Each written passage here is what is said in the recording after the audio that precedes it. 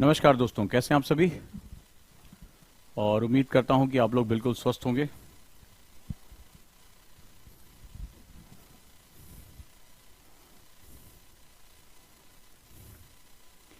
तो आज हम लोग एक साल के टाइम टेबल के बारे में बात करने जा रहे हैं। यूपीएससी एग्जाम में किस किस चीज़ की ज़रूरत होती है और कैसे हमें डेज के हिसाब से सब्जेक्ट के टाइम टेबल को सेट करना होता है। और मेरे ख्याल से आपको इसकी बहुत ज़रूरत है। इस बार मैंने एफएसएम और आरएसएम यानी फॉरवर्ड स्टडी मेथड और आरएसएम का यानी रिवर्स स्टडी मेथड के दो महीने के स्लॉट आज मैं टाइम टेबल में आपको बताने जा रहा हूं। तो मैं आज से शुरू करके जो हमारा 375 दिन का हिसाब किताब है वहां से शुरू करके और किस तरह से स्टैटो डायनेमिक यानी स्टैटिक और डायनेमिक दोनों पोर्शन जीएस के हमें कवर करने का तरीका बताऊंगा। और एग्जाम डे तक आपको क्या करना है इसके बारे में भी मैं आज इस वीडियो में आपसे बात करने जा रहा हूं। मैं आपका गाइड ओजांक और मैं आप सभी का इस्तकबाल करता हूं, यहां आमंत्रण करता हूं। जय हिंद। और सभी जो मेधावी स्टूडेंट हैं, ओजांकियंस हैं, जो हमारे इस चैनल पे लगातार जुड़े हैं ओजांक सर लाइव पर, आपका जो प्यार हमें इस पे मिल रहा है, तो मैं लगातार प्रयास कर रहा हूं कि आपकी स्ट्रैटेजी को मैं बहुत अच्छा कर सकूं। कल शाम को जो आईएएस विद ओजांक सर के चैनल पे मेरी क्लास हुई गुरुकुल बैच में, क्या है, बहुत से बच्चों में एक बड़ा जबरदस्त उत्साह रहा कि इतना कॉम्प्लेक्स, इतना ज्यादा लेयर में और इतनी ज्यादा फोकस के साथ जो है बैच को बनाया गया है। और बहुत बड़ी संख्या में हमारे पास कॉल्स है। अभी सुबह सुबह मैं काफी बच्चों की काउंसलिंग करके आ रहा हूं और बच्चे बहुत उत्साहित हैं कि मतलब इतना डिसिप्लिन में ये बैच बनाया जा रहा है। तो ये बड़ा जरूरी है कि मैं ये भी आपको बता सकूं कि अगर आप पढ़ाई कर रहे हैं और एक वर्ष तक आप तैयारी करना चाहते हैं तो आपके तरीके क्या होने चाहिए, फॉरवर्ड स्टडी मेथड और रिवर्स स्टडी मेथड को बैलेंस कैसे करना चाहिए। सबसे बड़ी बात है कि आज मैं आपको ये बताऊंगा स्टैटोडायनामिक नेचर क्या होता है यूपीएससी का और स्टूडेंट से कहां गलती हो जाती है। तो अगर आप तैयार हैं पेन और पेपर के साथ, जो चीजें आपको बताता जा रहा हूं उसको अगर आप लिखते भी जाएंगे तो इससे आपको बहुत ज्यादा बेनिफिट होगा। डेफिनेटली इसमें आपको बहुत ज्यादा लाभ होने वाला है। तो दोस्तों अगर आप तैयार हैं तो मुझे कमेंट बॉक्स में बताइए, सर वी आर रेडी। हम जो है कमेंट बॉक्स में तैयार हैं पेन और पेपर के साथ आज इस पूरे साल के जो टाइम टेबल है उसके साथ चलने के लिए। और किन 4 सब्जेक्ट को हमें सबसे ज्यादा वेटेज देनी होती है, उसमें कितने डेज हमें इन्वेस्ट करने होते हैं, तो ये बहुत जरूरी है। क्या हमें जीएस का एक ही सब्जेक्ट लेके चलना होता है या 2 सब्जेक्ट लेके चलने होते हैं, तो ये सारे सवालों का जवाब भी मैं आपको दूंगा और साथ साथ बताऊंगा कैसे आप बैलेंस अप्रोच के साथ तैयारी कर सकते हैं। राइट, तो आइए हम चलते हैं और हम बात करते हैं और इस सेगमेंट पे हम जो है डील करते हैं। कल किसी ने कहा कि फीस के बारे में नहीं बताया गया। आपको फोन नंबर है, आपको कॉल कर लेनी, क्योंकि फीस में भी अलग अलग डिस्काउंट है, तो ये भी बड़ा जरूरी है। वैसे जो ऑफिशियल फीस है वो 1.5 लाख है, क्योंकि गुरुकुल बहुत ही कॉम्प्रिहेंसिव प्रोग्राम है और उसके साथ साथ जो डिस्काउंट ऑफर है उसके लिए आपको कॉल करना पड़ेगा। तो अगर आप तैयार हैं तो हम लोग शुरुआत करते हैं। सभी बच्चे जितने भी मेधावी ओजांकियंस हैं,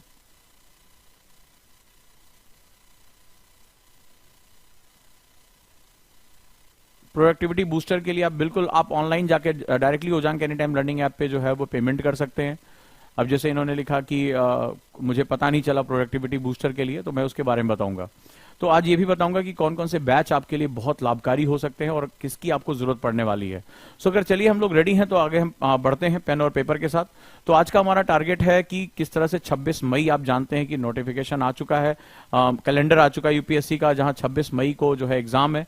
लगभग 375 के आसपास दिन बचे हुए हैं और इसके साथ साथ अगर हम देखें ध्यान से तो हमें एक एक दिन अब हमारा काउंट हो रहा है, यानी कि तैयारी लगभग शुरू हो चुकी है। तैयारी का जो है टाइम टेबल लगभग शुरू हो चुका है।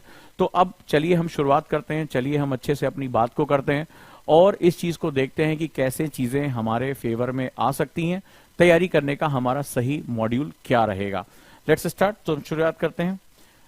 गुरुकुल बैच के बारे में आप जानते हैं, कल मैंने आपको बताया कि इसमें कितने कॉम्प्लेक्स लेवल पे, कितने अलग अलग लेवल पे तैयारियां कराई जाएंगी और बच्चों में बहुत उत्साह है। तो इसके बारे में भी मैं क्लास के आखिरी में बात करूंगा।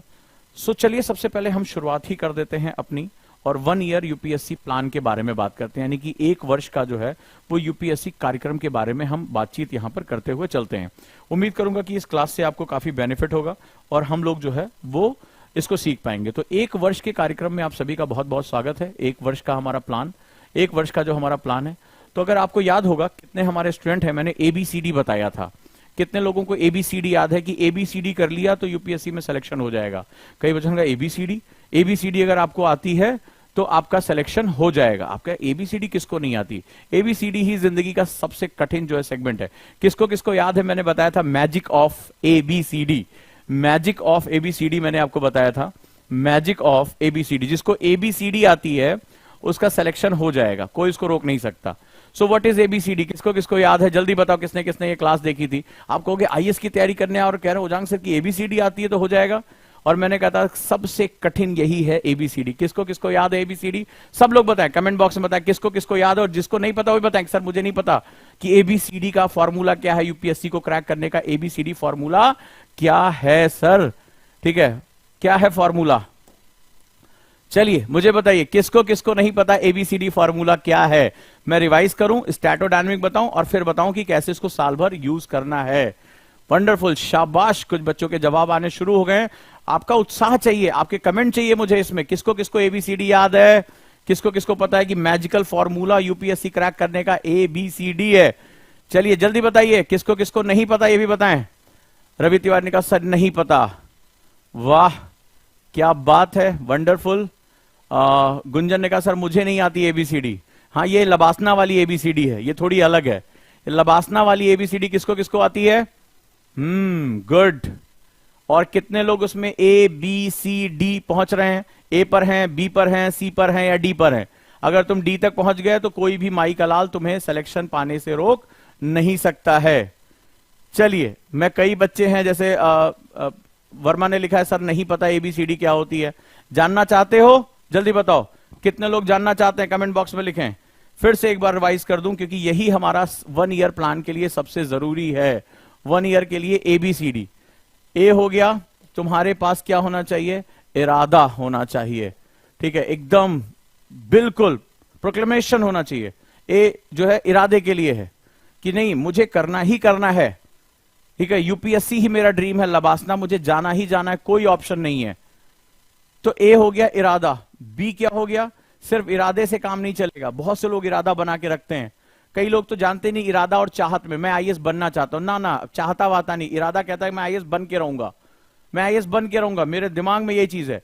लेकिन इसके बाद तुम्हारे व्यवहार में क्या है, सुबह उठ के तुम्हारा पहला थॉट क्या होता है, तुम अपना मोबाइल का नोटिफिकेशन चेक करते हो या उठकर तुम अपना टाइम टेबल चेक करते हो, अपना डू लिस्ट चेक करते हो, एमआईटी चेक करते हो, अपना शेड्यूल चेक करते हो, क्या करते हो। तो इसका मतलब तुम्हारा प्यार क्या है, यानी कि जुनून। बी मतलब जुनून, मतलब कुछ अच्छा ही नहीं लगता, सिर्फ लबासना। कोई बिल्डिंग ही नहीं अच्छी लगती, बोले बंगला बना लिया, अरे यार मुझे सिर्फ लबासना अच्छा लगता है, मुझे सिर्फ डीएम बंगला अच्छा लगता है। तो ये जुनून होता है। बहुत कम लोग, केवल बताया था ना, केवल 30% लोग यहां तक पहुंच पाते हैं। जुनून के बाद फिर तुम्हें कुछ अच्छा है, संसार में सब कुछ तुम्हें बकवास सा लगने लगे, बोले बस केवल और केवल यूपीएससी और कुछ नहीं। इसके बाद सी क्या बताया था सी प्लानिंग। अगर तुमने सोच लिया आईएएस बनना है तो प्लानिंग क्या, तुमने कहा कि सर 2024 में मुझे आईएएस बनना है, प्लानिंग क्या है तुम्हारी। ठीक है, कैसे तुम कितने घंटे कितने तुमने दिन एक एक सब्जेक्ट के लिए डिसाइड किया कि नहीं किया। आज वही क्लास है। तो ए और बी पे बात हो गई, सी आज प्लानिंग पे हम बात करेंगे। बहुत कम लोगों को, हार्डली 10% लोगों को ये बात पता होती है प्लानिंग क्या होती है। कैसे प्लानिंग का मतलब होता है माइक्रो लेवल पे। आज मैं तुम्हें वही चीज बताने, आज जो बता दूंगा अगर तुमने फॉलो कर लिया तो तुम्हें साल भर इधर उधर दिमाग तुम्हारा हिलेगा ही नहीं। मुझे 2 महीने में ये करना है, 6 महीने में ये करना है, साल भर में ये करना है। ठीक है, और डी तुमने प्लानिंग भी बना ली, लेकिन बाबू तुमसे बिस्तर छोड़ा नहीं जा रहा है, दोस्त छूट नहीं रहे हैं, मोबाइल छूट नहीं रहा है, एक्शन प्लान। यानी आप उसको कैसे अपने व्यवहार में लेकर आओगे, एक्शन प्लान। और ये सिर्फ 5% लोगों के लिए होता है और यही सक्सेसफुल हो जाते हैं। लास्ट में यही जो है, इसमें से 4 से 5% लोग सक्सेसफुल हो जाते हैं। तो कितने लोगों को एबीसीडी आती है, इसमें से आप कहां हो। ठीक है, मतलब अगर मैंने आज 6 घंटे का प्लान बना लिया, मेरी प्लानिंग है कि आज मैं 8 घंटे पढ़ाई करूंगा, तो मैं उसको पकड़ पा रहा हूं कि नहीं। और इससे पहले की क्लास में बताया था कि 2 तरीके से होता है, एक क्वांटिटी एक क्वालिटी। तो यानी मात्रा और गुणात्मकता दोनों हमारे साथ होने चाहिए। किसका किसका बैलेंस है, आरएसएम और एफएसएम। ठीक है, अगर ये चीजें हैं तो तुम आराम से सिलेक्शन पा जाओगे। तो चलिए आज हम एबीसीडी में ही आगे बढ़ते हैं और हम आज यूपीएससी के नेचर को समझते हैं और किस हिसाब से कि वो उसका जो सेगमेंट है वो कैसा होता है। पहले हम समझे कि यूपीएससी एग्जाम होता कैसा है, यूपीएससी एग्जाम का नेचर क्या है। तो यूपीएससी आप जानते हैं कि 3 स्टेज का एग्जाम है, प्री, मेंस और इंटरव्यू। और इन तीनों का नेचर क्या होता है, बिल्कुल अलग होता है। प्रीलिम्स ऑब्जेक्टिव होता है। ऑब्जेक्टिव का मतलब क्या होता है, 4 दिए गए ऑप्शन में एक ऑप्शन सही है, इसका मतलब ये आपका कॉन्सेप्ट देखते हैं। ठीक है, यानी आपने चीजों को जो पढ़ा उसमें से आपको गलत छांटना कितना आता है, सही छांटना कितना आता है, यानी आपका कॉन्सेप्ट डेवलप हुआ कि नहीं हुआ। दूसरा होता है मेंस। मेंस ये कहता है आपको आता है, ठीक है, हमें कोई डाउट नहीं है आपको आता है, लेकिन उस आते हुए को एक अधिकारी की तरह प्रेसाइज 150 से 200 वर्ड में आप उसको एक्सप्लेन कर पा रहे हैं कि नहीं कर पा रहे हैं। क्या आपके शब्दों पर आपकी कमांड है कि नहीं, क्या आप वाक्य रचना यानी सेंटेंस स्ट्रक्चर पर आपकी कमांड है या नहीं, आप इंटरडिसिप्लिनरी अप्रोच के साथ लिख पाते हैं कि नहीं, आप इंटरलिंकिंग कर पाते हैं कि नहीं कर पाते हैं, आप सब्जेक्ट ओवरलैपिंग कर सकते हैं कि नहीं कर सकते, सबसे बड़ी बात है आप प्रश्न को कितना समझ पाते हैं। तो लगातार हम एमएपी की क्लास लेके चल रहे हैं, एमएपी की क्लास, वहां पर आपको मैंने क्वेश्चन पढ़ना बताया है, क्वेश्चन पे कैसे अप्रोच करना है, कीवर्ड क्या होता है, टेल वर्ड क्या होता है, ठीक है, डायरेक्शन ऑफ क्वेश्चन क्या होता है। तो बहुत से आप में से, मुझे बड़ा दुख के साथ कहना पड़ा कि आप में से बहुत से लोग आईएएस विद ओजांग सर के चैनल पे मेरी एमएपी की क्लास देखते ही नहीं है, ठीक है, होता भी है, फ्री की चीजों की हम वैल्यू नहीं करते हैं, अगर यही मैं पेड कर देता तो बहुत ध्यान से ना सिर्फ आप देखते, इसको अच्छे से पढ़ाई भी करते। तो एमएपी की क्लास जो है वो हमारी इसी रूप में हमारे सामने आ जाती है। तो ये हमारा एक बड़ा इंपॉर्टेंट फंडामेंटल होता है जिसके रूप में हम आगे जा सकते हैं। लेकिन इंटरव्यू का होता है कि आपकी व्यक्तित्व कैसे, जैसे अभी आज सुबह मैंने कुछ बच्चों की काउंसलिंग की गुरुकुल के लिए, तो उन्होंने कहा कि सर हमें बहुत स्टेज फियर है, हम सबके सामने अपनी बात को एक्सप्रेस नहीं कर पाते हैं। यहां आपको एक पर्सनैलिटी के रूप में अपने आप को एक्सप्रेस भी करना होगा कि आपके हाव भाव कैसे हैं, बॉडी लैंग्वेज कैसी है, दबाव को कितना झेल पाते हैं, हाजिर जवाब कितने हैं। तो यानी ये पूरा जो है पैकेज मांगता है, आपका पूरा पैकेज मांगता है। इसीलिए मैं कहता हूं आईएएस व्यक्ति नहीं व्यक्तित्व का इम्तिहान है, आईएएस व्यक्ति नहीं व्यक्तित्व का इम्तिहान है, इसीलिए मैं बार बार इसके बारे में आपसे बात करता हूं। अब जरा यहां ध्यान से देखना है कि हमें क्या चीज करना है। तो 3 स्टेजेस में हम ये काम कर लेते हैं, लेकिन इसके सिवा भी इस एग्जाम का कुछ खास नेचर है, ठीक है। अब आपको लग रहा होगा कि ये प्री मेम्स इंटरव्यू हमने जीएस ऑप्शनल पढ़ लिया, लेकिन ये जो जीएस है इसमें भी एक नेचर होता है, बड़े ध्यान से समझ लेना। कि जैसे मान लो हमने जीएस कहा कि भाई हमें जीएस पढ़ना है, लेकिन जीएस भी 2 पार्ट में डिवाइड होता है। एक को बोलते हैं स्टैटिक पार्ट और एक को बोलते हैं डायनेमिक पार्ट, जो गतिशील होता है। बहुत लोगों को, ठीक है, ये हमारे पास सेगमेंट पता नहीं होता है। इन दोनों को मिलाकर बोलता है स्टैटो डायनेमिक, यही आज का स्टैटो डायनेमिक, ये हमारा नया सेगमेंट है यूपीएससी का। स्टैटो डायनेमिक क्या होता है, बहुत इंपॉर्टेंट सेगमेंट होता है। डायनेमिक होता है जो लगातार गतिशील है, जो लगातार बदल रहा है। आप इसको सरल भाषा में करंट अफेयर्स बोलते हैं, ठीक है, करंट अफेयर्स बोलते हैं, जर्नलिस्ट बोल देते हैं करंट अफेयर्स आ रहा है, इंपॉर्टेंट इंफॉर्मेशन आ रही हैं। But actually current affairs UPSC में बिल्कुल अलग तरीके से होता है। जब आप कोई और एग्जाम देते हो, इसीलिए जब कई लोग छोटे छोटे एग्जाम देते रहते हैं वो यूपीएससी में बड़ी मार खा जाते हैं। कारण क्या होता है ये जान लो, क्योंकि जहां दूसरे एग्जाम में घटनाएं पूछते हैं, करंट अफेयर्स में फलाना क्या हुआ, कौन सी राजधानी है, हाल में कहां घटना हुई, सम्मेलन कहां हुआ, G20 का सम्मेलन कहां हो रहा है, इसको हम लोग घटनाएं बोलते हैं, ठीक है, दिस इज नोन एज, ये इवेंट्स हो जाती हैं।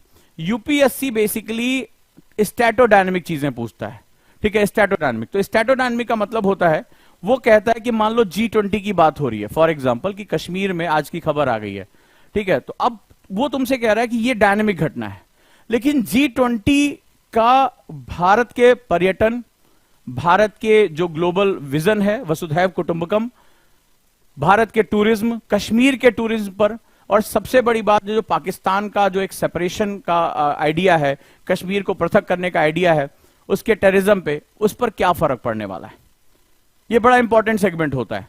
तो जहां पर अदर एग्जाम ये पूछेंगे भाई G20 का कहां कॉन्फ्रेंस हो रहा है, कहां क्या है, उसका थीम क्या है, वहीं पर इसके प्रभावों के बारे में स्टैटिक से निकल कर आएगा। अब जब भारत के वसुधैव कुटुंबकम की बात कर रहे हो, भारत के फॉरेन पॉलिसी की बात कर रहे हो, भारत के टूरिज्म की बात कर रहे हो, भारत के इकोनॉमिक डेवलपमेंट की बात कर रहे हो, राष्ट्रीय सुरक्षा की बात कर रहे हो, तो तुम्हें फंडामेंटल सब्जेक्ट से अपने आंसर को डिफाइन करना पड़ेगा। यानी जो यूपीएससी का करंट अफेयर्स होता है, उसको डिफाइन करने के लिए, उसका फंडामेंटल जानने के लिए तुम्हारे पास स्टैटिक बेस होना चाहिए, यानी इसको हम लोग सब्जेक्ट की नॉलेज कहते हैं। तो इसको मिलाकर कहते हैं स्टैटोडायनेमिक। तो केवल ना करंट यहां काम आ सकता है और ना केवल यहां सब्जेक्ट की नॉलेज काम आ सकती है, इन दोनों को मिलाकर, यानी हर सब्जेक्ट का जो डायनेमिक पार्ट है, यानी कि जो मूवमेंट कर रहा है, जिसको करंट से जोड़ा जा सकता है, करंट से जिसका एग्जाम्पल दिया जा सकता है, लेकिन उसकी व्याख्या पॉलिटी, हिस्ट्री, ज्योग्राफी के आधार पर की जाएगी, उसको स्टैटोडायनेमिक कहा जाता है। बहुत से स्टूडेंट को 1-2 अटेम्प्ट खराब करने से पहले तक इस बारे में पता ही नहीं होता कि यूपीएससी में हम करंट अफेयर्स पढ़ते क्यों हैं।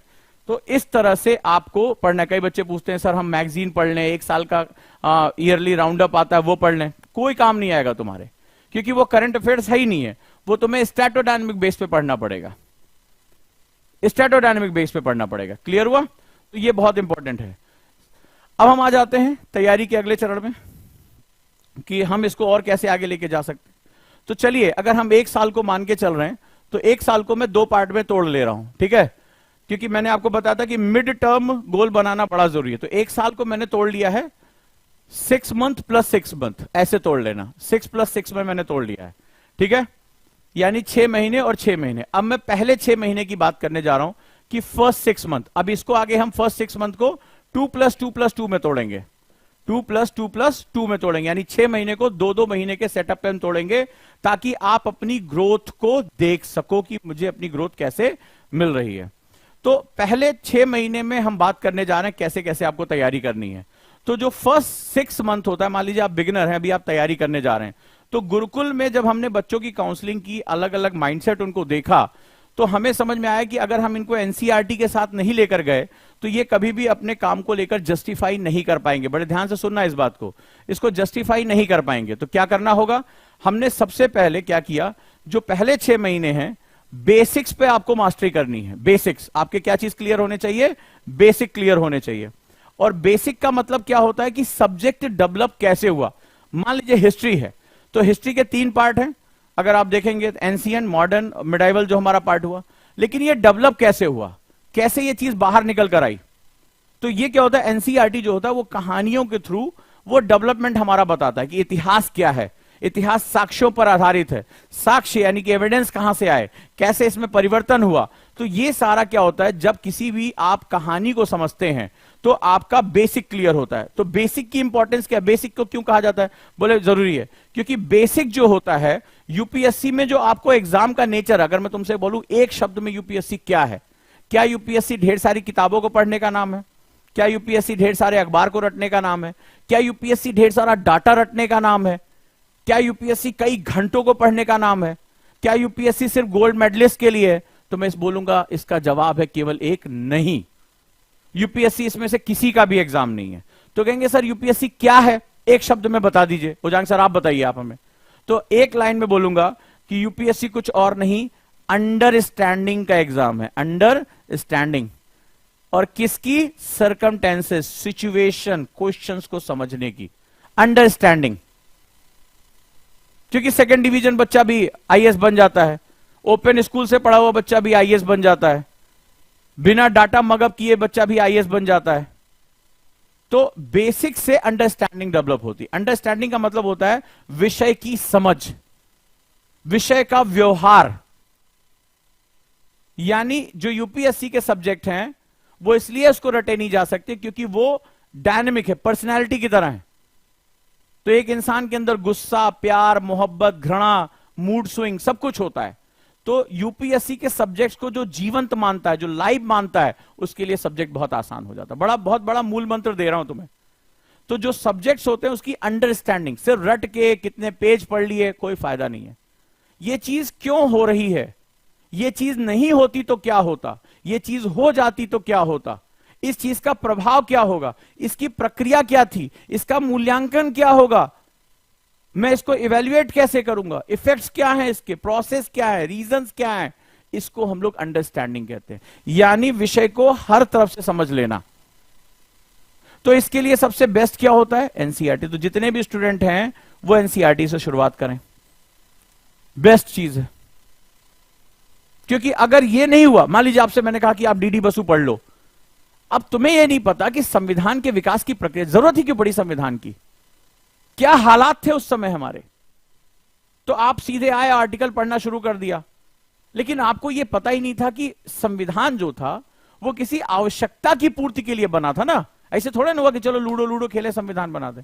तो वो आवश्यकताएं क्या थी, ब्रिटिश काल में ऐसा क्या क्या हो रहा था, भारतीयों में क्या बदलाव आ रहे थे, भारत अपने शासन को लेकर किधर किधर जा रहा था, शासन को लेकर क्या क्या मांग थी, होम रूल की भी मांग थी, स्वाधीनता की भी मांग थी, पूर्ण स्वराज की भी मांग थी, डोमिनियन स्टेट की भी मांग थी। कुछ लोग कहते हैं अंग्रेजों को मालिक बने रहे, हम भारतीय अपना शासन नहीं कर पाएंगे, ऐसे भी लोग थे। विभाजन की भी मांग थी। कि धर्म के आधार पर विभाजन कर दो। तो आखिर वो परिस्थितियां क्या थी जिसके आधार पर हमें अपने संविधान को बनाना पड़ा? क्लियर है? चलिए आगे। तो इसके लिए सबसे पहले हमें क्या करना है? अंडरस्टैंडिंग डेवलप करनी है, एनसीईआरटी से शुरुआत करनी है। ठीक है, यूपीएससी सिलेबस को पूरी तरह से कवर करना है तुम्हें। और सबसे बड़ी बात है, अपने जीएस और ऑप्शनल के लिए टाइम बराबर बराबर बांटना है। ठीक है, तो बराबर बराबर समय को एलोकेट करना है। दूसरा, जो ये पूरी प्रक्रिया में जो आपका सबसे वीकेस्ट पॉइंट है, जो भी लग रहा है कि मेरा एक सब्जेक्ट कमजोर है, मान लो कोई स्टूडेंट है साइंस का, अब पक्की बात है कि उसकी हिस्ट्री अच्छी नहीं होगी, आर्ट के सब्जेक्ट अच्छे नहीं होंगे, तो उसको सबसे ज्यादा उस पर काम करना है। कोई कॉमर्स का स्टूडेंट है तो उसकी प्रॉब्लम इकोनॉमिक्स नहीं होगी, उसकी प्रॉब्लम कोई और सब्जेक्ट होगा। जो आर्ट से पढ़कर आए उसके लिए साइंस एंड टेक्नोलॉजी बहुत बड़ा पार्ट होगा। तो आपको अपनी वीकनेस पे ज्यादा टाइम देना है। क्लियर है? प्रतिदिन न्यूज़पेपर पढ़ना और उसके नोट्स बनाने, जो भी इंपॉर्टेंट पॉइंट है, न्यूज़पेपर में बहुत वास्ट नॉलेज आती है, उसके आपको नोट्स बनाते हुए चलना है। पॉइंट वाइज नोट्स बना लीजिए, इंपॉर्टेंट पॉइंट्स लिख लीजिए कि क्या क्या चीजें चल रही है, ये सम्मेलन कहां हुआ, इसका मुख्य थीम क्या था, इसके हमें भारत सरकार को क्या मिल रहा है। आपने 4-4, 5-5 पॉइंट नोट्स बनाने शुरू किए। बहुत लंबा चौड़ा नहीं बनाना, पॉइंट बुलेट में और फ्लो चार्ट में बनाना है। ठीक है, डेली आपको उसको एंट्री करता जाना है। ठीक है, और डेली क्विज लगाना है, डेली क्वेश्चन लगाना है। ओजांग टेस्ट प्रैक्टिस पे जाइए, डेली हमने क्वेश्चन, कितने कितने लोगों के पास ओजांग टेस्ट प्रैक्टिस है, सब लोग मुझे कमेंट बॉक्स में बताएं। कितने लोग डेली जो है जाते हैं और वहां पर हमने डाउन टू अर्थ के जो है वो बना रखे हैं, क्वेश्चन हमने दे रखे हैं, डेली 10 क्वेश्चन के क्विज जाते हैं। कितने लोग टेस्ट दे रहे हैं वहां पे? कितने लोग? ऑनलाइन सोर्सेस का बहुत ज्यादा इस्तेमाल करिए। ओजांग टेस्ट प्रैक्टिस आपके लिए बहुत इंपॉर्टेंट जो है रोल प्ले करने जा रहा है। खूब क्वेश्चन लगाइए, ई बुक्स पढ़िए वहां पे। क्लियर? आगे आ जाइए। अब अगले 6 महीने क्या करना है? तो 6 मंथ में, अभी इसको 2-2 मंथ में तोड़ूंगा, तो नेक्स्ट 6 मंथ में हमें क्या करना है? अब नेक्स्ट 6 मंथ में जो तुमने पढ़ा है और मेंस की जो तैयारी है उसको इसके साथ जोड़ दीजिए। तो जो 6 मंथ अगला है उसमें रिवीजन और प्रैक्टिस पर बहुत फोकस करना। 2 चीज, आर एंड पी। तो रिवीजन का मतलब होता है चीजों को दोहराते जाना, और प्रैक्टिस का मतलब होता है जो आपके 2 सेगमेंट है, मेंस जीएस और ऑप्शनल। इसको पढ़ते जाना, और ये ऑप्शनल जो है पूरा रिटन एग्जाम है, तो इस पे खूब जबरदस्त आंसर राइटिंग प्रैक्टिस करनी है। खूब जबरदस्त आंसर राइटिंग प्रैक्टिस करनी है, क्योंकि इसी से ही आपके मार्क्स। आपने कुछ भी पढ़ा, आज आप मान लीजिए केवल 5 पेज पढ़े, तो पेज पढ़ना ज्यादा इंपॉर्टेंट नहीं है कि आपने 10 पेज पढ़ लिया, 50 पेज पढ़ लिया और आपको आता कुछ नहीं है। आपने 5 ही पेज पढ़ा, लेकिन इस पर आंसर राइटिंग करिए, इसके इंपॉर्टेंट पॉइंट उठाइए और आंसर राइटिंग करिए, प्रैक्टिस करिए, रिवाइज करिए। ऑप्शनल की प्रैक्टिस करिए। मान लीजिए कुछ लोग ऑप्शनल पढ़ते चले जाते हैं, कोई फायदा नहीं है, कोई फायदा नहीं है। तो आपको वो टेस्ट देते ही रहना है। ठीक है, मॉक टेस्ट दीजिए और प्रीवियस ईयर पेपर्स खूब सॉल्व करिए, ताकि आपको यूपीएससी का पैटर्न और यूपीएससी का ट्रेंड पता चल जाए।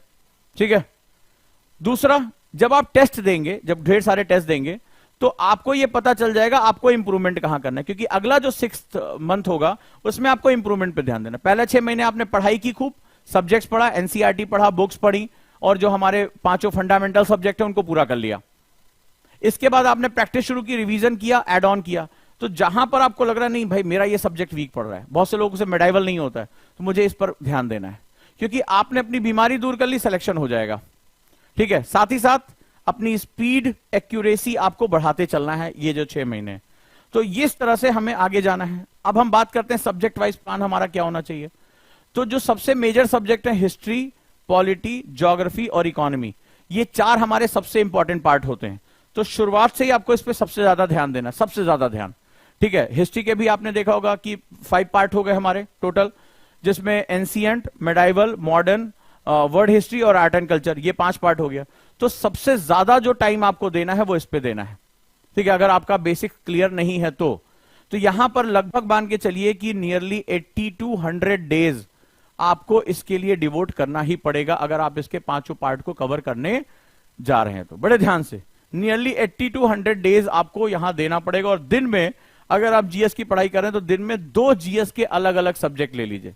जैसे हिस्ट्री कहानियों के रूप में है, तो पॉलिटी थोड़ा सा टेक्निकल है, या हिस्ट्री के साथ आप इकोनॉमिक्स जा सकते हैं, या हिस्ट्री के साथ आप ज्योग्राफी भी जा सकते हैं, या ज्योग्राफी के साथ आप इकोनॉमिक्स में भी जा सकते हैं। तो कोई 2 सब्जेक्ट जीएस के ले लीजिए एक दिन में। याद रहेगा, कोई 2 सब्जेक्ट आपको जीएस के उठा लेने हैं कि कैसे हमें इसको करना है, ठीक है। और ये जो सब्जेक्ट है ये सबसे ज्यादा टाइम मांगे, क्यों? क्योंकि आगे चलकर मेंस भी इसी से निकल रहा है, प्री से भी इसी से निकल रहा है। पेपर 2 पूरा यहां से आपका निकल कर आ जाएगा, प्री का भी और पेपर 2 मेंस का आ जाएगा इसमें। ज्योग्राफी जो है वो प्रीलिम्स में, मेंस में और इंटरव्यू तीनों में काम करी है। इकोनॉमिक्स ही जो है वो प्रीलिम्स में है, आगे चलकर जो है वो सोशल डेवलपमेंट भी इसी के साथ है, और जो पेपर 3 है वो इसके साथ है। तो ये जो 4 हैं वो हमारे सबसे फंडामेंटल, इसके साथ साइंस एंड टेक वो काफी डायनेमिक पोर्शन होता है। तो यहां पर ये जो 3 है वो काफी हद तक स्टैटिक और डायनेमिक पार्ट से जुड़ते हैं, ये काफी हद तक नंबर, डाटा और डायनेमिक पार्ट होता है। तो लगभग आपको इतने ही दिन आपको यहां देने पड़ेंगे, 80 to 100, 80 to 90, 70 to 80, ये दिन आपको इसमें देने पड़ेंगे। इस तरह से आपको इस पे फोकस करना पड़ेगा। अब जैसे मुस्कान ने लिखा है कि सर क्लासेस में बहुत ज्यादा टाइम लग जाता है। क्लासेस को तुम लोग फालतू क्यों समझते हो? क्लासेस उन्हीं के लिए फालतू है जो पैसिव लर्निंग करते हैं। क्लासेस यही तो हम गुरुकुल में सिखाने जा रहे हैं कि एक्टिव लर्निंग करनी है। एक्टिव लर्निंग का मतलब टीचर पढ़ाता जा रहा है, उसको मेमोराइज करते जाओ, उसको अपनी इमेजिनेशन में डालते जाओ, छूटनी नहीं चाहिए क्लास, दिमाग को एकदम निचोड़ के रख दो। Classes are the most important, क्योंकि जो व्यक्ति क्लास ले रहा होता है वो आपके किताब पढ़ने के कंपैरिजन से कई ज्यादा एक्सपीरियंस होता है। अगर मैं तुम्हें आज ये पढ़ा पा रहा हूं तो मैंने इससे पहले सालों तक कई बच्चों को ये पढ़ाया, इसलिए वो मेरे क्रक्स में है कि क्या करना है क्या नहीं करना है। तो आप जो चीज 5 दिन में सीखोगे मैं आपको 1 घंटे में सिखा दूंगा। तो क्लासेस आर मोस्ट इंपॉर्टेंट, लेकिन जिस तरह से कोचिंगों में प्रैक्टिस चलती है वो पैसिव लर्निंग कराते हैं। इधर मुंह कर लिया, लिखते चले जा रहे हैं, स्लाइड्स बताते चले जा रहे हैं। आजकल स्लाइड कल्चर ऑनलाइन में, पीपीटी पढ़ लेना। बच्चा भी कहता है पीपीटी सर अपलोड कब हो जाएगी? उसको ये पता ही नहीं है कि अगर वो क्लास में 11 से 12 मिनट, ये साइंटिफिक है, अगर आप आइडल बैठ गए, साइंटिफिक है ये, अगर आपने अपनी मस्कुलर मूवमेंट नहीं की, आपका दिमाग सोने की तरफ चला, आपको जमाई आनी शुरू हो जाएगी, आप सो जाओगे। तो आजकल पीपीटी का कल्चर चला हुआ है। अरे यार तुम कुछ मत लिखो, लिखाओ नहीं, हम तुम्हें पीपीटी दे देंगे, तुम यहां सीखते जाओ। तो टीचर खुद ही पढ़ता है, खुद ही सीखता है, स्टूडेंट उधर ईयरफोन डाल के हाँ हाँ हाँ ऐसे लगा रहता है। बुरा मत मानना, लेकिन ये सच्चाई है, ये साइंस है। क्योंकि अगर आप थोड़ी देर अपना मोबाइल भी अगर इनएक्टिव रखो तो थोड़ी देर बाद स्क्रीन लॉक हो जाती है। क्यों लॉक हो जाती है? क्योंकि मोबाइल में आपने कमांड दिया है कि आप एनर्जी सेव कर लेना। अगर ये जिसको इसको थोड़ी देर पता चलता है कि आपके स्क्रीन पर कोई मूवमेंट नहीं हो रही है, आप कोई भी चीज मूवमेंट नहीं कर रहे, तो वो क्या कर देता है, वो इसको सेविंग मोड में लेके चला जाता है, पावर से। ऐसे तुम्हारा दिमाग है कि कोई एक्टिविटी हो नहीं रही है, ये व्यक्ति एकदम शांत होकर बैठा हुआ है, हाथ पैर इसके हिल नहीं रहे, तो इसको क्या करो, इसको पावर सेविंग मोड में डाल दो, क्योंकि दिमाग एनर्जी बचाता है। फिर थोड़ी देर बाद आप सो जाते हो, ठीक है, तो आप थोड़ी देर बाद सो जाते हो, मामला खत्म हो जाता है। तो इसको पैसिव लर्निंग कहते हैं, ठीक है, ये चीज नहीं होनी चाहिए। अब सबसे इंपॉर्टेंट है आरएसएम, रिवर्स स्टडी मेथड। तो 2-2 महीने का प्लान बता रहा हूं इसमें। जो फर्स्ट 2 मंथ है, ठीक है, आपको कम से कम हर हफ्ते टेस्ट देना चाहिए। अब जैसे इसमें बहुत से बच्चों को मिथ है, सर अभी तो हमने पढ़ना शुरू किया है, सर हम टेस्ट देके क्या करेंगे? तो आप जो प्रीवियस ईयर पेपर उसको टेस्ट दो। टेस्ट के आपको नहीं आता कोई बात नहीं, आप सिर्फ क्वेश्चन पढ़ो, गलत ही करो कोई बात नहीं, कौन सा तुम्हें फांसी होने जा रही है? मोस्ट ऑफ द स्टूडेंट ये फॉलो नहीं करते हैं, गारंटी के साथ कहता हूं। कई बच्चों से मैंने बात किया, टेस्ट क्यों नहीं देते? सर अभी तो मैंने शुरू किया, अभी तो सर सब्जेक्ट ही खत्म नहीं हुआ। कभी जिंदगी में नहीं खत्म होगा तुम्हारा, कभी नहीं खत्म होगा तुम्हारा, गारंटी के साथ कह रहा हूं। तो पहले 2 महीने में आपको वीक में 1 टेस्ट देने की आदत होनी ही चाहिए, याद रखिएगा, कम से कम, ठीक है। और प्रीवियस ईयर पेपर पढ़ो, गलत ही करो। अब हम जैसे हर वीक कोशिश करते हैं कि आपके लिए ऑल इंडिया मॉक लेकर आए, नहीं देते हैं बच्चे। 200-250 बच्चे, डर के मारे हालत खराब होती है, तो उनको मैं फट्टू बोलता हूं, है वो सिलेक्शन नहीं होगा उनको, उसमें कोई डाउट ही नहीं है। वो लिखवा के तुम पेपर पे लिखवा लो, नहीं होगा सिलेक्शन। क्यों? क्योंकि तुम फंडामेंटल ही नहीं जानते पढ़ाई करने का। तुम एफएसएम सोच रहे हो कि एफएसएम फॉरवर्ड स्टडी मेथड करके आईएएस बन जाओगे, जिंदगी में नहीं बनोगे यार। और 3-4 साल से जिसको बोल दिया नहीं बनेगा, वो नहीं बना। आदत घमंड में, अरे हम बड़का कोचिंग में पढ़ते हैं, आपका तो छोटका सा है। बहुत से लोग आए, अरे देखिए मोटी वाली किताब लेके चल रहे हैं। हमने कहा ऐसे नहीं, ऐसे करो। अरे आप क्या बात कर रहे हैं, हम वहां 2 लाख रुपए फीस दे के आए, कैसे नहीं होगा? सबसे ज्यादा रिजल्ट, सबसे ज्यादा फोटो छापते वो लोग। अरे फोटो छापने में क्या जा रहा है, चलो छाप दिए, लेकिन जब वही 2-2 3-3 4-4 साल, बोले अब क्या कर रहे हो, अरे पिताजी बोले अब IAS में होगा नहीं, तो निकला हुआ है ग्रुप डी का एग्जाम दे रहे हैं, तो IAS से तुम ग्रुप डी पर आ गए, कहां गैजेटेड ऑफिसर बनने चले। तो बड़ी कड़वी सच्चाई है, बड़ी कड़वी सच्चाई है। और कई लोग तो हैं अरे सर लगे हुए हैं, देखिए भगवान का आशीर्वाद होगा तो हो ही जाएगा। लोग करते हैं, क्या करें, क्योंकि फंडामेंटल है सब्जेक्ट का। फिर दूसरे महीने आ जाओ, ठीक है, अब यहां पर 2 टेस्ट पर डे, पर एक ऑब्जेक्टिव एक सब्जेक्टिव, या 2 सब्जेक्टिव अगर तुम्हारा आंसर राइटिंग वीक है, 2 मॉक टेस्ट हर हफ्ते, ठीक है। तो इस दौरान आपको क्या करना है, अपना स्कोर बढ़ाना है। स्कोर मतलब में से आज टेस्ट में मुझे 50 मार्क्स आए, अब जैसे बहुत से लोगों को हम कॉल करवा रहे हैं, आपके पास कॉल आई होगी, जिन लोगों ने टेस्ट दिया होगा कॉल आई होगी, अब उनके साथ मेरा इंटरव्यू सेशन शुरू होने जा रहा है। तो जिन लोगों ने टेस्ट दिया उनसे हम बात कर रहे हैं कि क्यों मार्क्स कम आए, तो उनसे बात करके हमारे पर रिकॉर्डिंग आ रही है, तो बहुत कुछ पता चल रहा है। जैसे उन्होंने एनसीईआरटी का कभी टेस्ट ही नहीं दिया था, उन्होंने केवल हल्के हल्के पढ़ा था, अब उन्होंने सोचा था कि ऐसे एनसीईआरटी पढ़ लेंगे, जब एनसीईआरटी का टेस्ट हो रहा हालत खराब हो जा रही। कितने लोगों ने टेस्ट दिया और किसके पास हमारी कॉल आई कि निगेटिव मार्किंग आपकी क्यों हो रही है, आपने इतने अनअटेम्प्टेड क्यों कर दिए, तो रिजल्ट में सारा आ जाता है ओजांग टेस्ट प्रैक्टिस पे। खैर आपको तो फुर्सत ही नहीं है टेस्ट देने की, अभी भी है, ओजांग टेस्ट प्रैक्टिस पे चले जाओ और जाकर वहां टेस्ट दे दो, फ्री है। वहां हम आपसे बात करें तो पता चल रहा है कि सर अभी तो हमने यही नहीं पढ़ा, अभी तो हमने किया ही नहीं।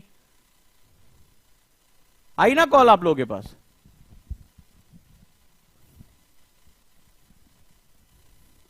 तो ये बड़ा इंपॉर्टेंट है। अब लास्ट के 2 महीने क्या करना है, अब आपको ज्यादा से ज्यादा टेस्ट देने हैं, मतलब आपको हफ्ते में 4 टेस्ट पर डे टेस्ट, आपको मतलब टेस्ट देना आपकी हैबिट होनी चाहिए डेली टाइम टेबल में कि मुझे आज टेस्ट देना ही देना है। 4 क्वेश्चन मेंस के लिखने हैं, 20 क्वेश्चन ऑब्जेक्टिव करना ही करना है, और जो गलत हो गया उसको तुरंत डायरी में डालना है कि ये मेरा गलत हो गया, कॉन्सेप्ट मुझे तुरंत रिवाइज करना है। आपकी क्या इंप्रूवमेंट होने जा रही है आप देखते रहिएगा, आपकी क्या इंप्रूवमेंट होगी आप देखते रहिए कि क्या आपको जो है यहां पर आनंद आने वाला है। अब तीसरी चीज सबसे जरूरी है, ज्यादातर लोग इसको स्किप कर देते हैं, आगे आगे पढ़ने में बड़ा मजा आता है। इसको हम लोग एक मैजिकल फार्मूला बोलते हैं, 60-40 फार्मूला, सक्सेस फार्मूला बोला जाता है। जैसे ABCD सिखाई थी, आज तुम्हें सिखा रहा हूं 60-40 फार्मूला, ठीक है। ये बड़ा वैज्ञानिक है, ये 60 FSM के लिए और 40 रिवीजन के लिए। 60-40 फार्मूला लिख लो, मैजिकल फार्मूला सक्सेस का।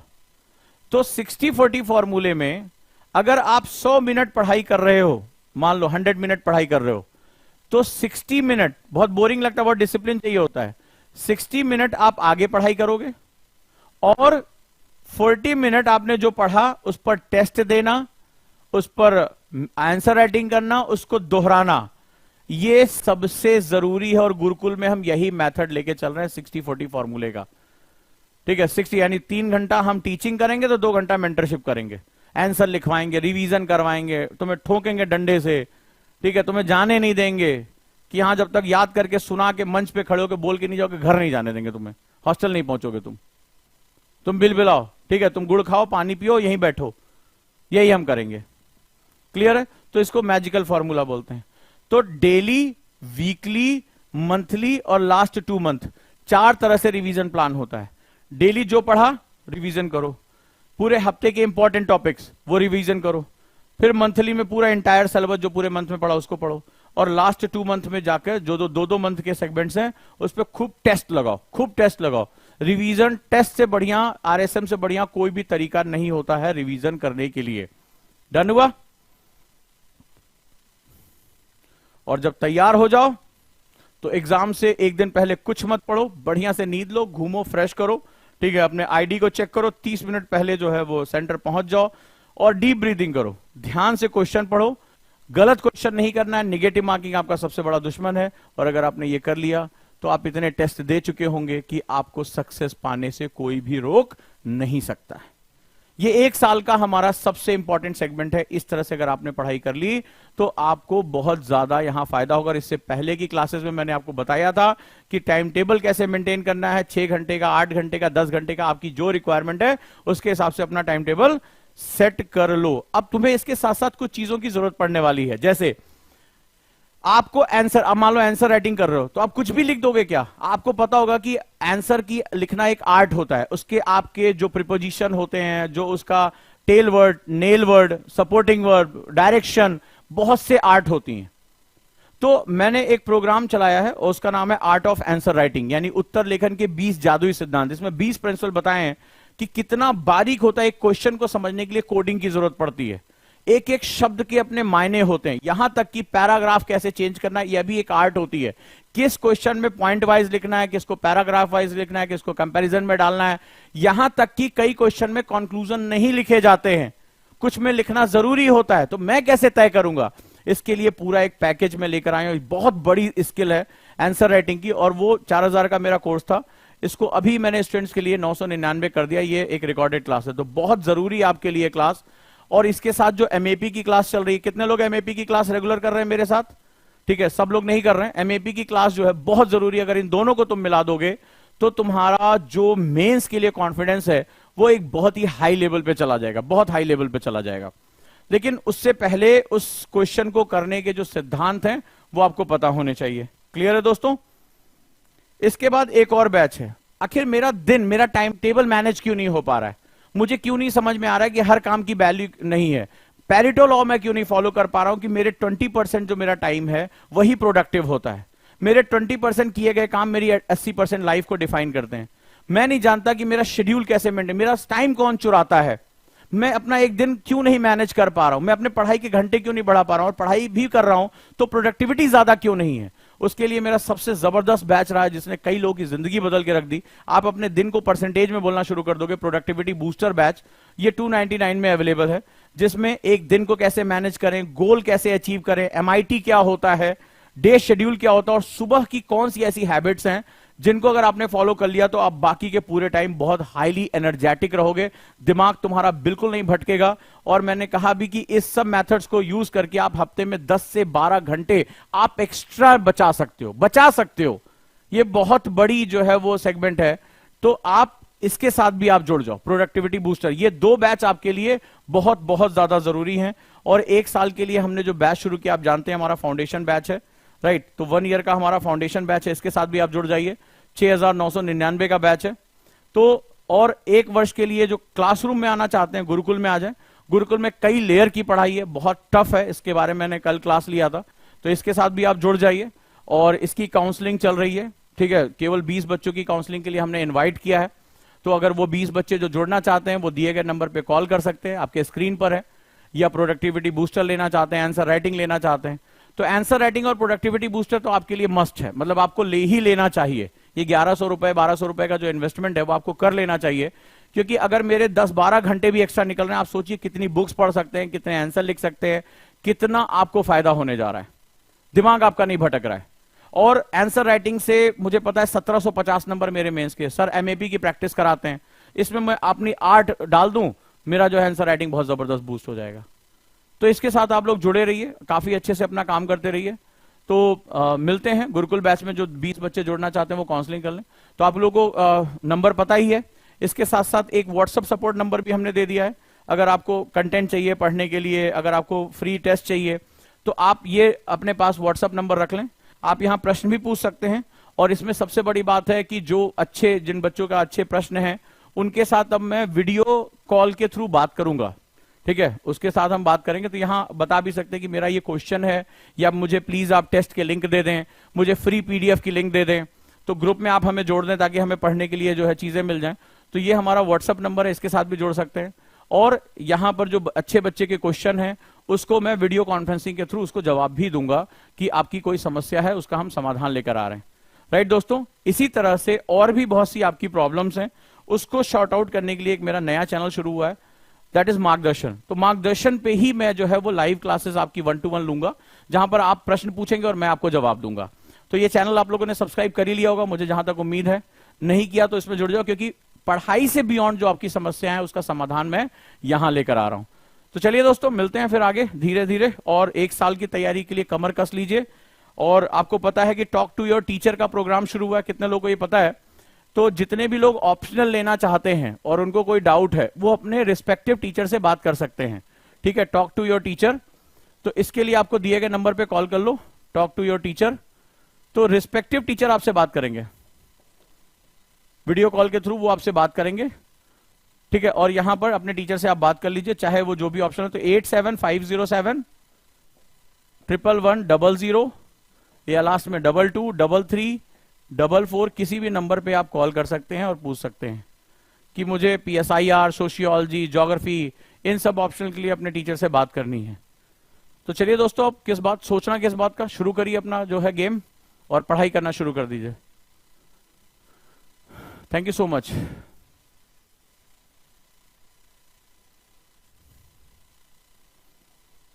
सर हमें डाउन टू अर्थ मैगजीन नहीं मिल रहा है तो हम कैसे टेस्ट दें? अब एक छोटा सा मैं आपसे यहां बात करने जा रहा हूं। आपको पता है कि ओजांग टेस्ट प्रैक्टिस पे डाउन टू अर्थ का जो है टेस्ट है। अब वो टेस्ट जब मैंने किया तो मैंने बच्चों से फीडबैक लिया कि आपको टेस्ट कैसा लगा। जो ये ओजांग टेस्ट प्रैक्टिस है, यहां प्रैक्टिस क्विज में जाएंगे आप, यहां सामने है, और यहां पर आप डेली यूपीएससी क्विज में जाएंगे और आपको यहां दिखाई पड़ जाएगा, और वो है हमारा OTP test down to earth. तो 10 टेस्ट अभी तक हम डाल चुके हैं और 10 अलग अलग टॉपिक, अलग अलग मैगजीन पे, बड़ा मेहनत की है हमने और ये टेस्ट मैंने प्रिपेयर किया। तो बच्चों ने जब उसका फीडबैक दिया कि सर अगर हम ये टेस्ट खाली लगा लें तो हमारा पूरा आर्टिकल तैयार हो जा रहा है। मतलब आपने आर्टिकल को इतने अच्छे से इसमें लपेटा हुआ है कि टेस्ट दे दें, आंसर देख लें, हमें वो आर्टिकल तैयार हो जा रहा है, हमें वो आर्टिकल तैयार हो जा रहा है। और अभी तक बहुत से बच्चे जिन्होंने टेस्ट दिया ही नहीं है, जैसे आज के टेस्ट में हमने 15 क्वेश्चन डाले हैं, मार्क्स भी हैं, और ये टेस्ट इस हिसाब से कि इसने पूरे मतलब जिसे कहते हैं पूरे आर्टिकल को निचोड़ के 10-15 टेस्ट के अंदर डाल दिया, हिंदी इंग्लिश दोनों में। अब जैसे नेहा ने लिखा कि टेस्ट बहुत अच्छा है, वो इस तरह से डाला गया। अब इसमें क्या होगा, आप टेस्ट दो पहले, फिर मैं इस पे जो हमारे टीचर्स हैं वो क्लास लेना शुरू कर देंगे।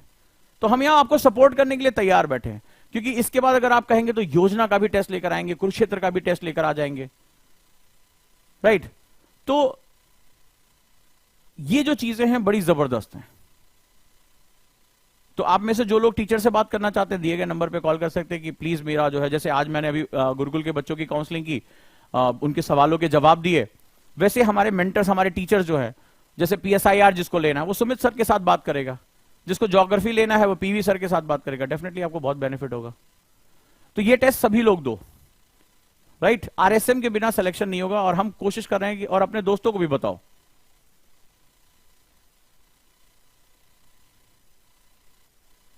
मेरा ऑप्शनल सब्जेक्ट हिंदी साहित्य, लिटरेचर है। हिंदी साहित्य मैं कल लॉन्च करूंगा बहुत ही सस्ते दाम पर, ठीक है, बहुत एमिनेंट स्कॉलर के नाम पे। रिकॉर्डेड क्लासेस है उनकी, आप वो भी ले सकते हैं। तो कल सबसे सस्ता देश का बैच हम लॉन्च कर देंगे हिंदी साहित्य के लिए।